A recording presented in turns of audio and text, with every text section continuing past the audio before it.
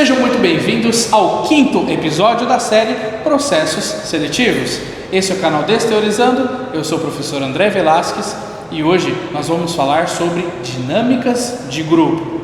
Você aí já deve ter arrepiado da cabeça aos pés só de ouvir esse nome, não é? Mas é normal, muita gente tem medo dessa etapa de um processo seletivo. E para descobrir um pouquinho mais sobre esses tipos de medos e por que as pessoas têm esses medos, eu fui lá para as ruas para descobrir exatamente por que as pessoas têm tanto medo de dinâmicas de grupo. Então, vamos lá descobrir?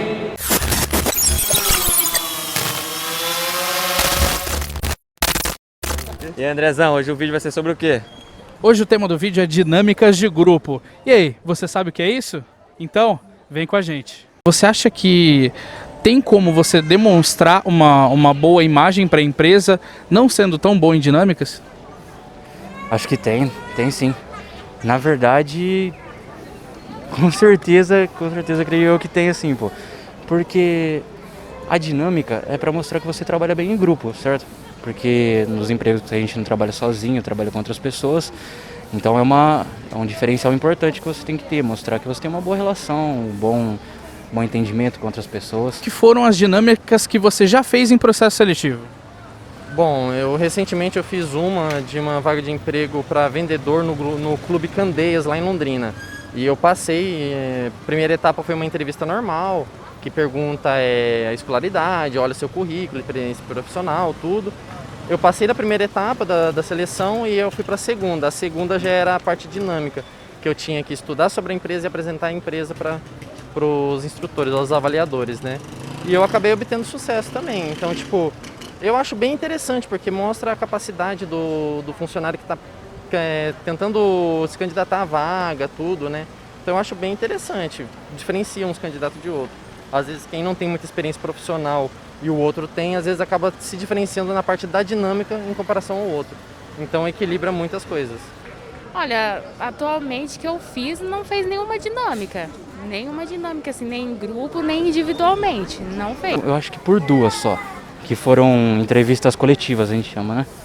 Isso. E foi bacana. Você acha que uma dinâmica pode ajudar ou prejudicar um candidato? Eu acho que pode ajudar, porque assim o candidato pode se soltar, falar mais sobre ele, descobrir mais sobre a empresa também, a empresa descobrir mais sobre ele. Sim, com certeza. O que me ajudou mesmo foi a parte da trabalho em equipe da época de escola. Porque, tipo, você tem que ir na biografia, pesquisar onde fundou, o ano, tudo. Então, tipo, tirei de letra. Na hora que eu lembrei da escola, eu tirei de letra a parte dinâmica.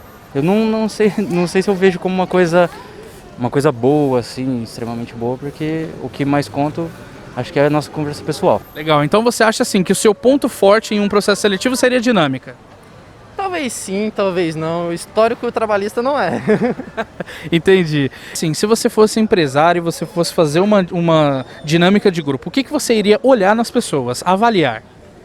Como elas se comportam, né, em grupo, como é o comportamento dela em grupo, né? Em relação a essas dinâmicas, você acha que elas também podem prejudicar? Você viu pessoas que não tiveram um bom desempenho, deixadas de lado no processo seletivo por causa da dinâmica?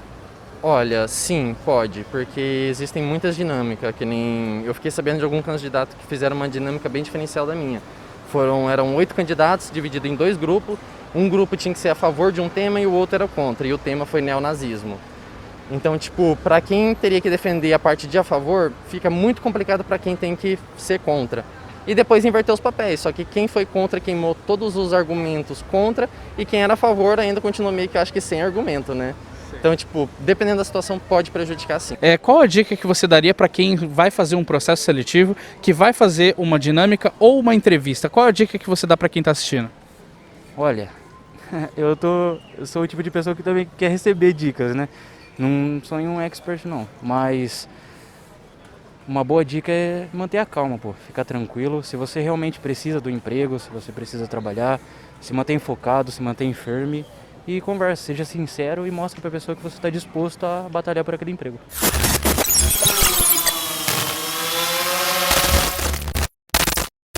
E aí, você se identificou com as pessoas que eu falei lá na rua? E para ficar mais fácil e claro sobre a importância das dinâmicas e o que a gente precisa fazer para ter um bom desempenho, eu vou chamar novamente as meninas da Expertise para elas explicarem de uma vez por todas tudo sobre dinâmicas de grupo. E aí, bora lá conferir?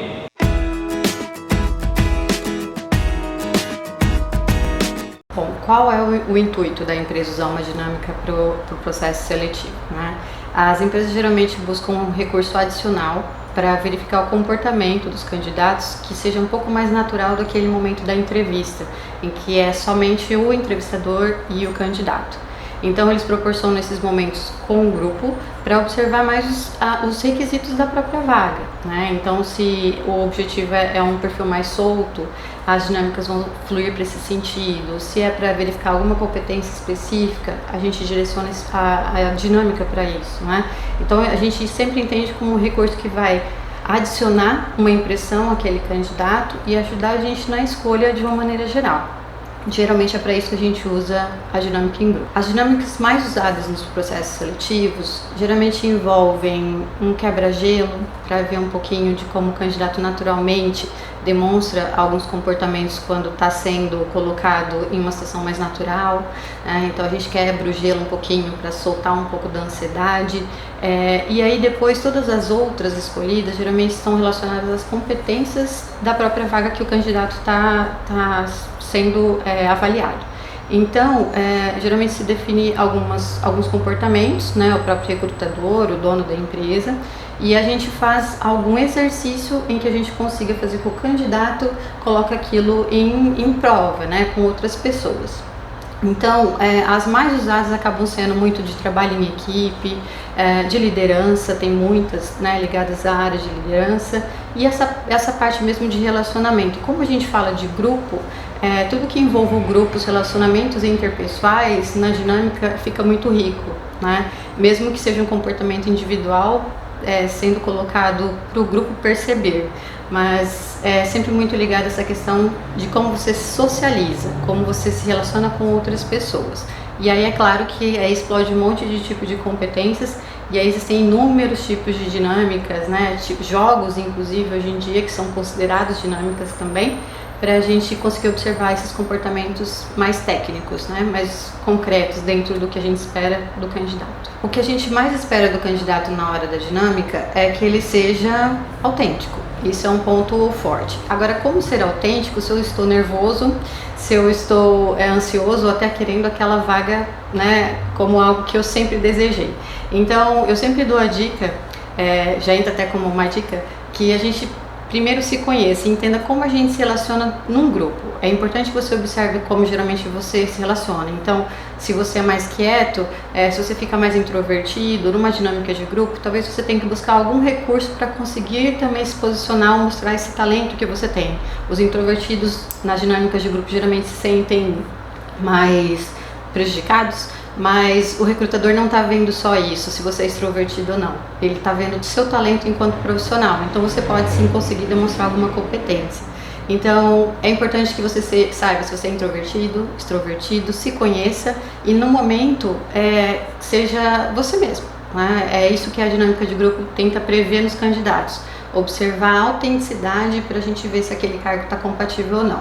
E um outro ponto que hoje a gente leva muito em consideração são os valores, né? E as dinâmicas estão muito relacionadas não só a comportamentos.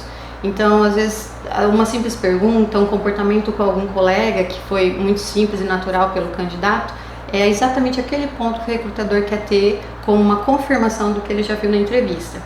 Então, se ele já teve um momento com você antes ou não, a autenticidade acaba sendo o único ponto aí que pode trazer sucesso, né, para os candidatos. Os erros mais comuns são tentar ser quem a gente não é.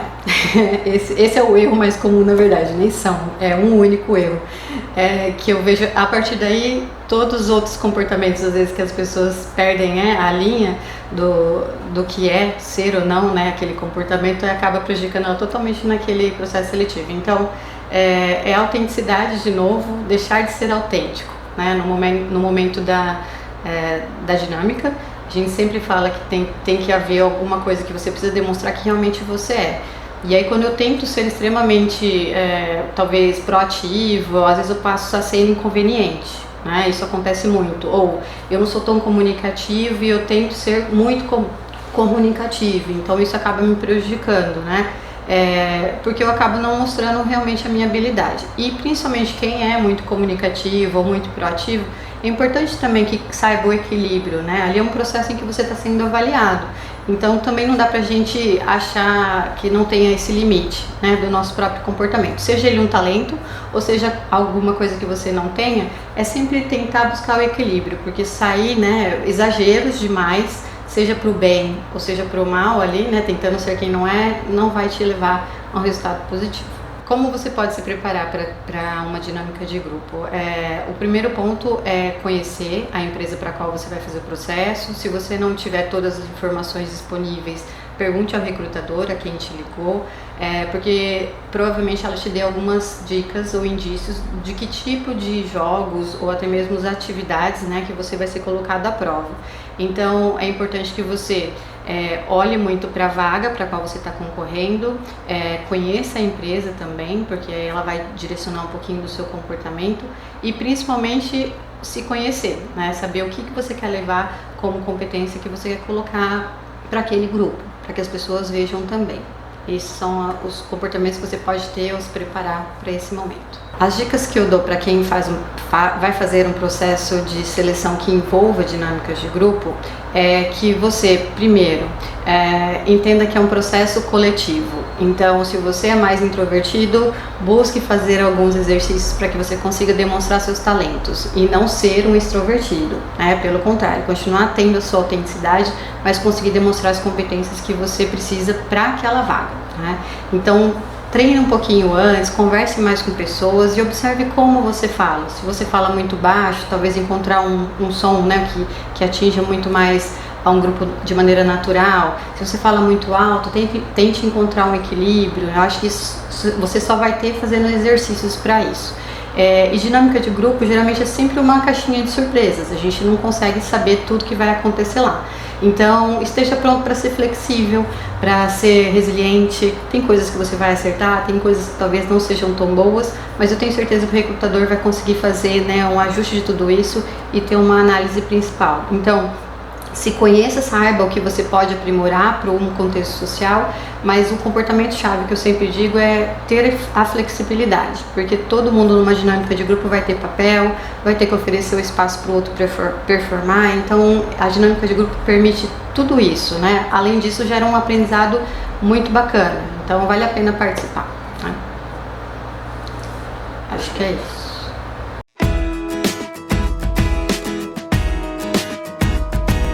Bom, depois dessas informações que elas passaram pra gente, você já deve ter percebido que dinâmicas de grupo não é tanto um bicho de 7 cabeças como você mesmo imaginava, não é verdade? Mas se você ainda tiver alguma dúvida sobre isso, é só você deixar aqui nos comentários que a gente vai bater um papo e eu vou terminar de dar todas essas informações que podem ter ficado de dúvidas na sua cabeça.